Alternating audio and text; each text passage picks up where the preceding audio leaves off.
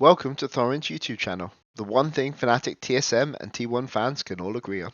You can support this channel and get 10% off some delicious Gamersup's energy formula, which is an elite energy drink, in my opinion. I love the build up. I think it plateaus for quite a long time. The taper off at the end is really nice. It's not a harsh crash. Lovely, delicious flavors. Check out lemonade or citrus limeade. I think there's a whole bunch of that. I enjoy guacamole game for 9000. Use the code Thorin, THORIN, at gamersups.gg for 10% off. Also, if you are any esports fan, but especially League of Legends and Counter-Strike, check out my pinned tweet on x.com/Twitter, where I'm going to be doing a whole bunch of social media exclusive content, trivia, previews, predictions, etc. Now, the reason why I'm doing this episode, and it's a narrative mechanic one, not just a Thorin's thoughts, is I actually feel almost compelled to make this episode because JackeyLove of Top Esports, where he's now played for a number of years, I think has actually become one of the most maligned players in history to this point in time. Like, his career narrative is not only stuck seemingly permanently as who he was up till, say, like 2021, but it's never updated and nothing he does seems to affect it. And since I was someone who helped build up that narrative when it was accurate, I want to be part of the crew disassembling it, deprogramming the nephews and the plebs, as it were. Because, like, at the outset, this man is a world champion. He won Season 8 Worlds. He is a two-time LPL champion. He's obviously won it with Top Esports, and he won it with IG, obviously, although interestingly, not the year that they won Worlds. And I think he's something like a 7-time LPL finalist. So already the resume is fabulous. But as I alluded to, I myself used to be very critical of this player. By the way, actually at a time period when everyone else was overhyping him and saying he was just the absolute best ADC. When he won Worlds, people were saying it wasn't just that the Shy and Rookie are insane and IG as a squad is insane. By the way, that was the only big tournament they won that year. But people were acting like everyone in the team is cracked. Like, obviously, Ning got to the MVP. JackeyLove's insane. Like, no one can handle any of these guys. And my problem was, I made a video at the end of 2019. So obviously 2018 was when they won Worlds. Then the next year in spring, they won the LPL. Then they went to MSI. They blew it against Team Liquid in the semis. So we never got to see them against G2 in the final. And then they went to Worlds. Yeah, that thing where they brought Cloud back as the jungler. If you they brought Ning back in as the jungler to replace Lehan, and they made that semis run where sadly the Shy almost carried the series but then entered the series. So at that time, at the end of that year, I wanted to make my video where I explained that, yeah, you know what, he was a mega talent, he was a prospect, his mechanics were insane, his aggressive style was really addictive to watch, but it's the third carry of IG, and it was clear. The best two players in that team were Rookie number 1, and then let's be real, it's more like Rookie 1A, and then the Shy 1B, and it's only not 1B when the Shy was inting the game, right? And Rookie was a fairly consistent carry, one of the best players of all time. So in that team, he was the clear-cut third carry, or tertiary carry to me, and even more so, they clearly didn't play through his lane most of the time. They were a solo lane team, that's part of how they won Worlds. So for me, the fact that he had these two winning lane god tier solo carries.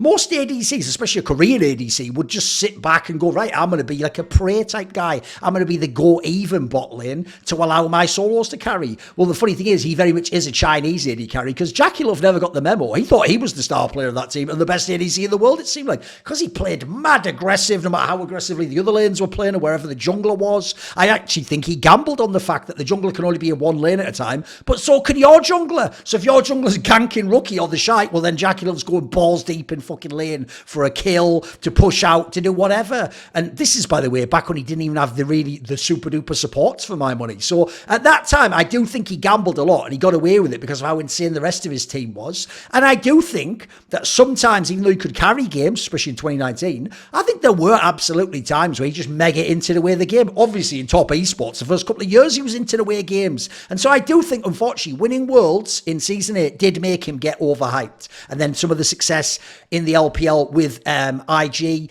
After that, for me, he hadn't yet actually proved, despite the fact Uzi never won Worlds, he never proved he was Uzi. Uzi was a hard carry. The whole team was built around. Look, he had his own issues in the LPL, which a lot of people don't know about, but he was a better player than JackeyLove. He was a truly elite, one of the best ADCs ever, and he could be the bus driver or the man, and you could play through him in his lane all the time, and they did in his teams, and he won and lost off the back of his own play. But when this guy, JackeyLove, went to Top Esports, Right, look, at least in top esports, he didn't have the god carry top laner because 369 wasn't the same level of player he is now. Wayward was mad sketchy, and Zoom, well, he was up and down, but he got sketchy, and Zoom just never made it, sadly. He never properly arrived. He sort of arrived and wasn't up to par. So when he was in this team, top esports is where he became the secondary carry. Now you had Knight and you had JackeyLove. The problem was he kept inting Knight for the first couple of years, a bit like he used to int Rookie when he was in IG. So sadly, the narrative eventually became...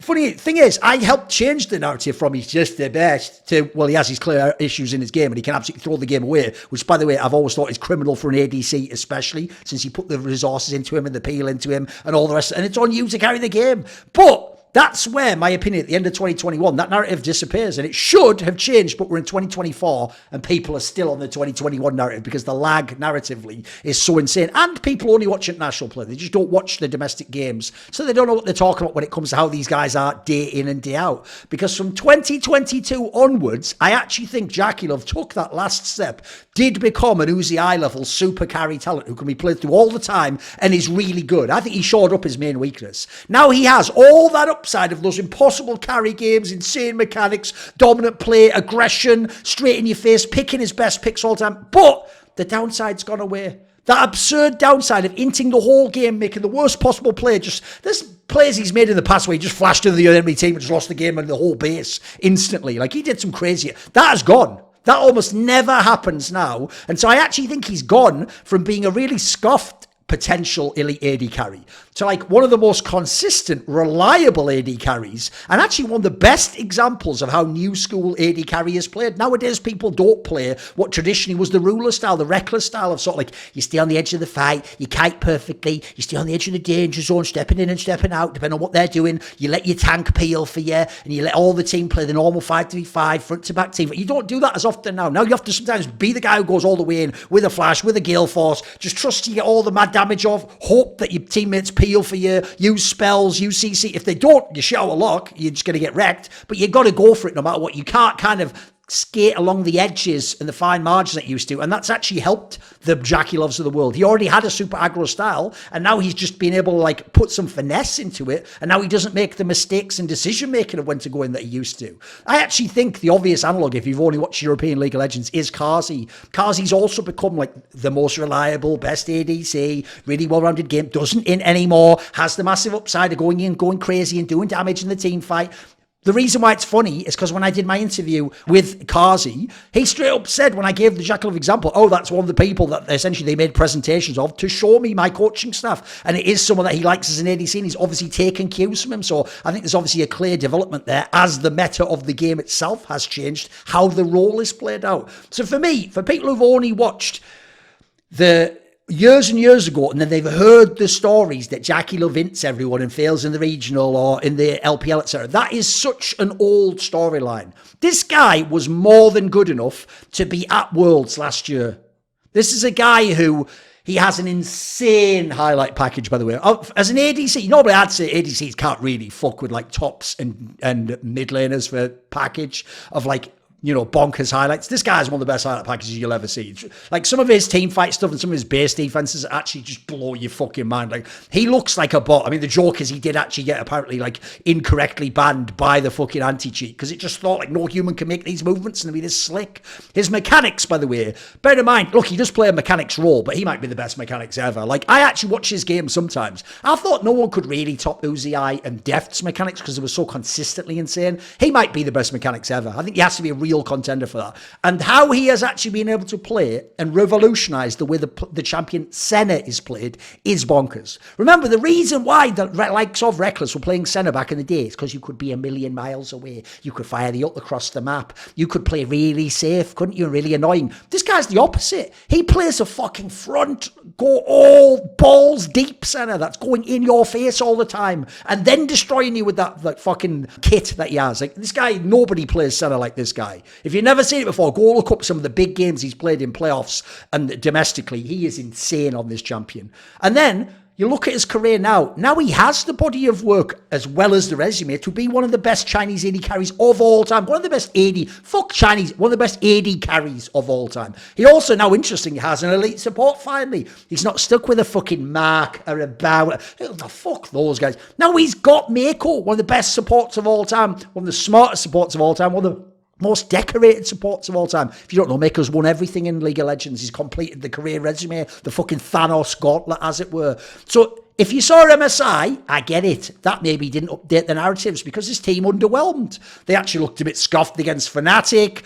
Obviously, even Team Liquid was looking decent against them. Look, people do forget they played well against Gen G. They ignore that when they went 3-2. But then obviously they got beaten in the lower bracket by G2. G2 looked way better, and he himself didn't look great in that series, and the G2 bot lane kind of smurfed in some of the games. So there was more issues in that team than JackeyLove. And in my opinion, JackeyLove is the best player on that team and one of the absolute best players in all of the LPL across all the teams. And that narrative, it's years out of date at this point in time. Please go and watch the games and update this narrative. Because this guy, in the same way as Kazi in the LEC, deserves his shine as one of the best, whether his team's winning or not. JackeyLove deserves to be considered a contender for best AD carry in the world and a truly elite, reliable carry. Don't you know I'm still standing better than I ever did? And that's in part thanks to my Patreon community, the Illuminati. So this video was kindly supported by Frisky, Matt Pugnatio Rajcula, Ahmed Hadjou, Jensen Goh, Tobias Bernasconi, Adam Tomlin, Animosity, Thorin, Tosh, and you know it if you've ever seen my videos before. If you don't get to know it, because a special thanks goes out to my main man, Jerky's Minion. Want to ask a question for my video AMA? Do you want to suggest a topic or a guest? Maybe you want to see who the upcoming guests are on my shows, on my interviews. Or do you want to be part of one of those lengthy esports discussions where you set the table of topics? Well, if any of those perks or others catch your fancy, put your money where your mouth is and join the Illuminati today, where? Via the Patreon link in the description box.